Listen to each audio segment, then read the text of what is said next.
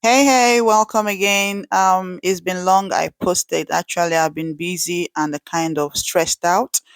Anyways, today I'm showing you guys a quick and will I say low budget okra and ogbono soup. So what I've got in there is my more small dry fish. They call it banla, I think so, and other stuff that I added. I added my pepper, oil, onions, and I'm going to pour water just like you see me do so. Allow that to boil for 10 to 15 minutes. Then I decided to add my crayfish. Sure, you know it's low budget soup, okra and ogbono.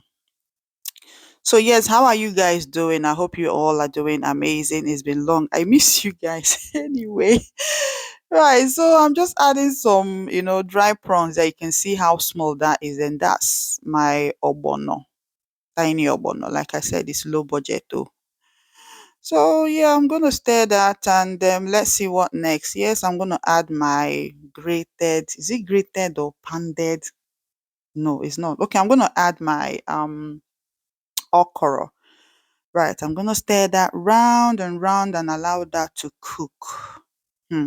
As I was saying before, how are you guys doing? I hope you all are doing well. All right, I missed you all anyways. So I'm gonna allow that to boil.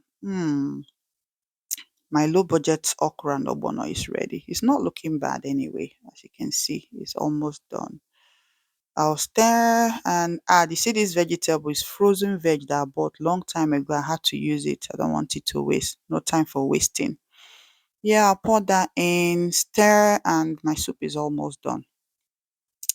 Please, if you've not followed this my YouTube channel or my page, just follow it, okay?